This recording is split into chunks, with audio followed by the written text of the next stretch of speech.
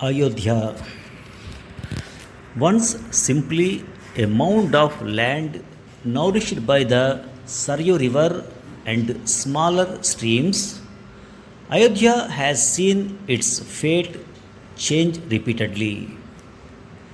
For millions of devout Hindus, this mound is the birthplace of Lord Rama. For others, it is the posited birthplace of four of the first 10 Tirthankars of Jains.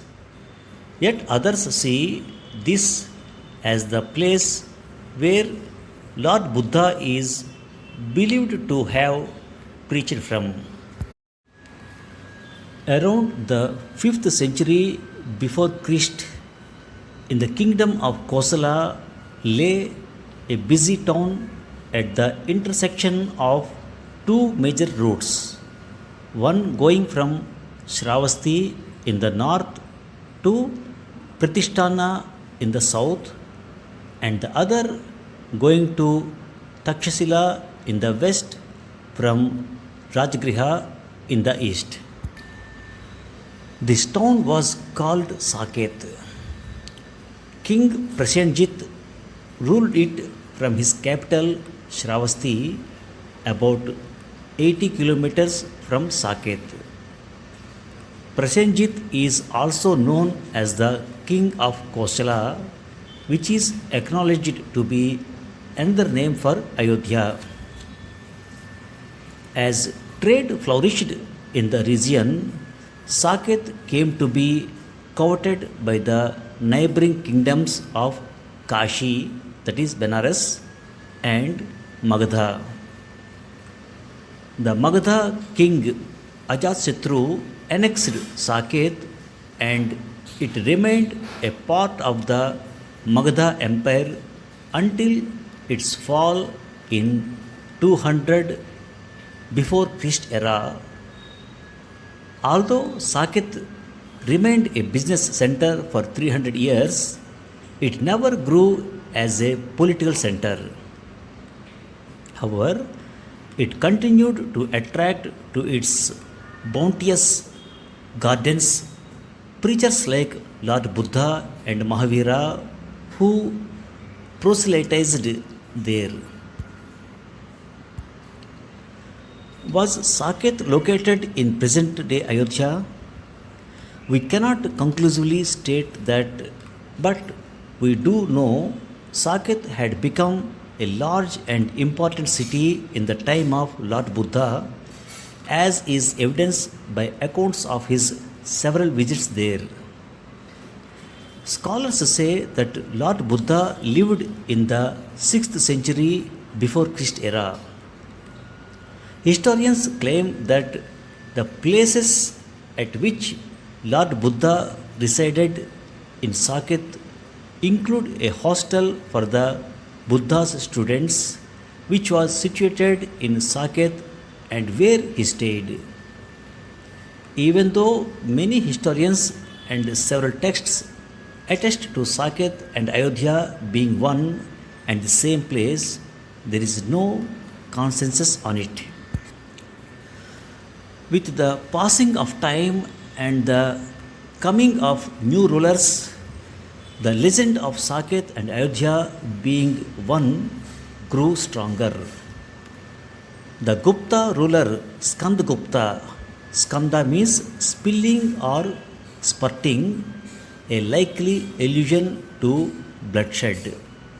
Skandagupta was a prolific conqueror who succeeded Kumartunga I and presided over the Gupta Empire from 455 to 467 Christ era. It is also believed that during the time of Guptas there was a revival and the town of Saket reacquired prominence. Skandagupta is said to have moved the capital of the Guptas from Patliputra to Saket. He awarded himself the title of Vikramaditya, that means stronger than the sun. According to Hans Backer, The vanquisher of Hunas, Skandagupta, liked to compare himself with Lord Rama, and the choice of Saket as the new capital might have offered a good opportunity to invigorate the ideology of his power. The restoration of the capital of Yor, the renaissance of the glory of Ikshvaku, was a theme that was prominent in circles attached to the Gupta court of his time.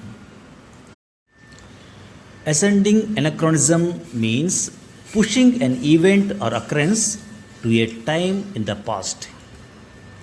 The more the event is pushed back into the past, the more legitimizing power it acquires. Hindus today are told that in the time of the king Lord Ram, Ayodhya was the ideal, a capital where all lived happily and peacefully. In the modern period too, the example of Ram Rajya or Ram's rule was often cited by Mahatma Gandhi. It is interesting that Gandhi could use Ram Rajya to galvanize all communities and not just Hindus, which reflects the plurality of the Ramayana tradition. Lord Buddha is believed to have preached from Mani Parbat, a mount of earth on the periphery of Ayodhya. Today, Mani Parbat has been encapsulated in local Ramayana lore. It is said to be a fallen portion of the hill that contained the Sanjeevani herb which Hanuman transported from the Himalayas to the battlefront in the war against Ravan. When Lord Buddha visited Saket, he used to stay in Purvaram Vihar. Earlier it was called Ram's Vihar. Thus, it is clear that the place was associated with Ram in the time of Lord Buddha. Later on, in the time of Nandaram of the Krishna dynasty, a small stupa was built there which was enlarged during Ashoka's rule. With the decline of Buddhism, the hump was abandoned till the Vaishnava tradition turned it into Ramayanic spot. This kind of appropriation by the Vaishnava tradition is also seen in the case of the oldest known temple in Ayodhya, the Nageshwaranath temple on the banks of Saryu. A guide's version of its history goes like this. This temple is dedicated to Shiva, and the Shivling there is said to have been installed by Kush, Ram's son, as a sign of gratitude to a Nagakanya who helped him find his bangle which had fallen in the Saryu river. The last known Hindu king who ruled Ayodhya was Govind Chandra Gahadawala in the 11th century, after which it came under the rule of various Muslim kingdoms and remained so till the advent of British rule in the 1800s. In 1246, Malk-e-Jahan, the mother of Emperor Nasiruddin Muhammad, relinquished all power and chose to spend the rest of her life amidst the serenity of Ayodhya, which was famous for its gardens and spiritual solace. This beauty did not escape the notice of Amir Khusro, the parrot of Hindustan either. In 1287 Christ era, Amir Khusro joined the service of a noble in Balban's court with whom he moved to Ayodhya. Khusro wrote to his unnamed friend with longing and shared stunningly real descriptions of his new home's natural beauty. What a town! No, it is not a town, it is all a great garden. It does not possess much, but is so rich with inner peace. It is a town which adorns the good earth. It is suburbs call out to you, go free. The blissful stream running under its feet quench one. Wayfarers thirst through the ice. Happiness here knows no bounds. Every leaf and every flower pours out nectar eternal. Bahlul Lodi ascended the throne of Delhi in 1451, appointing his nephew Muhammad Farmali as the governor of Awadh. The Farmalis would be the de facto rulers of Ayodhya from 1489 until the defeat of their Lodi masters by Babur in the Battle of Panipat in 1528. After that, Bayaji Farmali, a descendant of Muhammad Farmali, was reappointed as the chief of Awadh by Babur. Akbar's reign from 1556 to 1605 stimulated religious life in his empire, which spanned most of North India. Besides Islam and the various sects under it, among Hindus, Krishna worship and Rama worship too grew under Akbar's rule. Many new temples were constructed by his Hindu chiefs and officials. A case in point being the Govinda Deva temple at Vrindavan, which was built by Raja Man Singh of Amber in 1590 during Akbar's reign.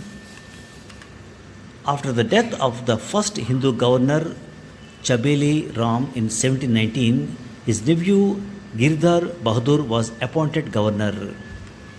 It is believed that under him and through the urging of Jai Singh II of Jaipur, a Vaishnava revival started in Ayodhya. For Ayodhya's evolution as a place of Ram worship, a decisive change happened in 1722 when Mughal Emperor Muhammad Shah appointed his minister Mir Muhammad Khan the governor of Awadh. Mir Muhammad Khan adopted the title of Sadat Khan and built the Qila Mubarak, a small fortress that afforded a clear view of river Saryu and beyond. According to tradition, it was in Sadat Khan's time that the first land grants to Ramanandi Akharas were made. Adopting a generous and accommodating attitude towards the Ramanandi ascetics, Sadat Khan permitted his Diwan Dayashankar to support the construction of both Shaiva and Vaishnava temples. His army still relied on Shaiva warriors in battles.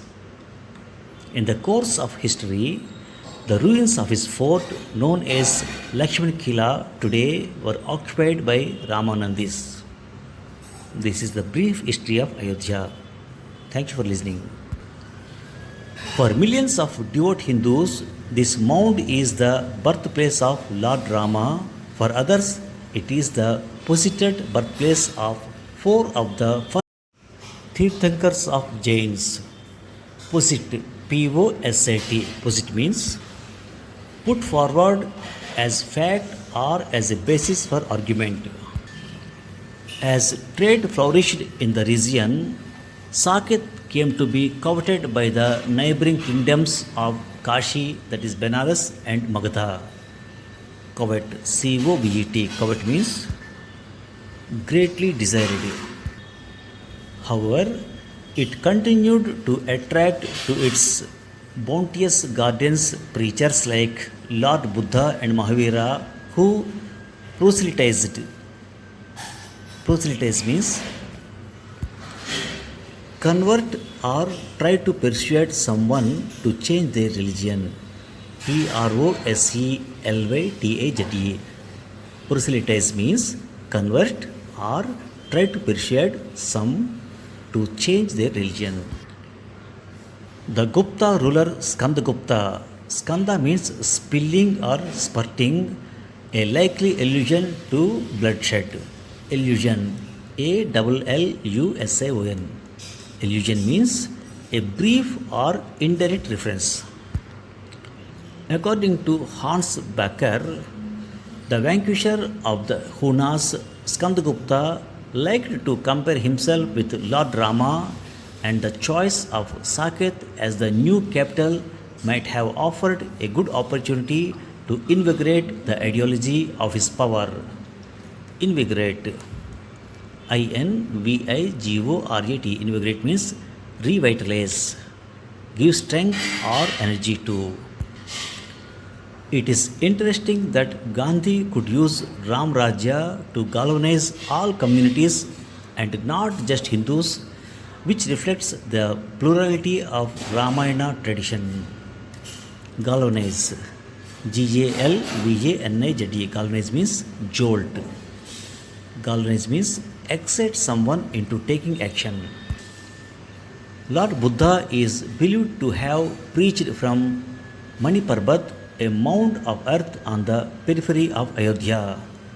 Periphery, Periphery. Periphery means the outer edge of an area. Ascending anachronism means pushing an event or occurrence to a time in the past. Anachronism, Anachronism. Anachronism means someone or something placed in the wrong period in history, or something that belongs to the past rather than the present. Thank you very much.